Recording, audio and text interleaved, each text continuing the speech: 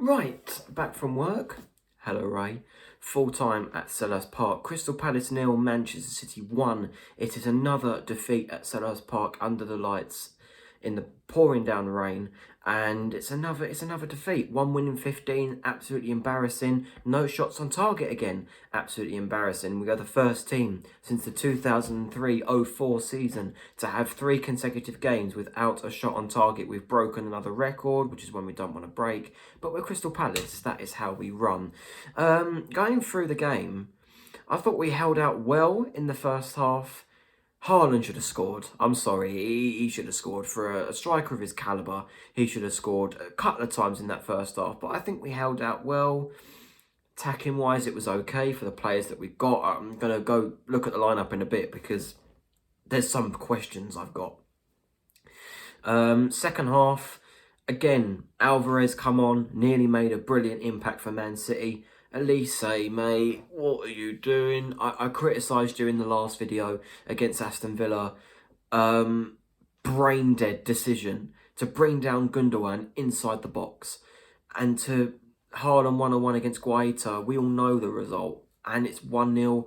Apparently we had a few chances at the end, but we didn't capitalise. But again, we're Crystal Palace. We always don't take our chances in big games like this. Whereas Bournemouth, for example, take their chances against Liverpool, defend well and deserve to win. They're improving. Everton go and score in the first minute against Brentford, hold out for the rest of the game and still come out with all 3 points. And we have not done that since New Year's Eve. And yet people still think that we are okay, we are safe. Just because we are 12th place still does not mean that we're safe. Wake up, Palace fans. Honestly, wake up. Bournemouth won, Everton won, West Ham could win tomorrow, Southampton could beat United tomorrow, we never know. Wolves could end up winning against Newcastle. Again, it's the Premier League. We have no idea what's going to happen. We don't know what's around the corner. But we do not help ourselves. I know it's Manchester City and a 1-0 win, defeat, sorry. I wish it was a 1-0 win. A 1-0 defeat doesn't seem that bad in the grand scheme of things. But 1 win in 15 games. Something needs to change at this club, whether it's the manager. I think Patrick Vieira, the one argument I have for Vieira staying contradicts the reason why he should leave. Because my argument is it's the board, it's a threadbare squad. So what do you expect him to work with? However, he's making wrong decisions with a threadbare squad. So if we got players in for next season, I doubt it would happen. But say if we got players in for next season, Vieira's got more to work with. He'd make more mistakes. For example, the Edouard situation. It's been going on a lot in the press where people have been asking, Edouard's our top goal scorer in terms of striker this season. Why haven't you played him a lot since the World Cup restart?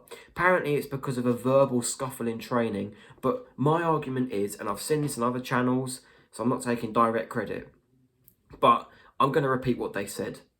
Why is he on the bench if he's got an attitude problem?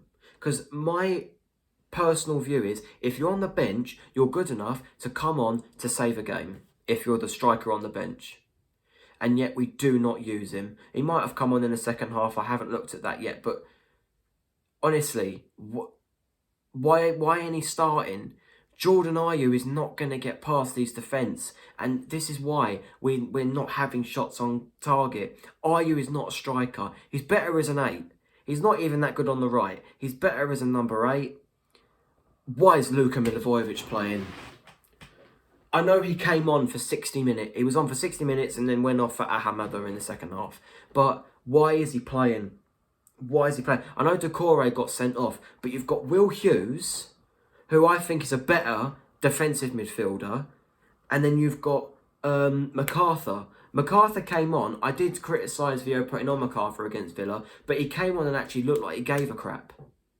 That's what we need against Man City. We need that backbone. And we lost that backbone, capitulated, and we lost. It's as simple as that. It's another point dropped where realistically I think we could have held on for a 0-0. And if we'd have held on for a 0-0, I would have seen signs of progression. We're not going to beat Brighton. How can a team like us have no shots on target for 3 games and we think we're going to travel to Brighton and get something? And Arsenal. How? How do people expect that? And that's why we're in trouble. We are now 4 points clear of the relegation zone. We could be even worse off if West Ham win against Aston Villa tomorrow. Palace fans need to wake up. Honestly, just wake up, because this season's not over. It is over in terms of progression, but it's not over in terms of fighting to stay up. And that is where we are now. 1 win in 15, that's almost half your season gone.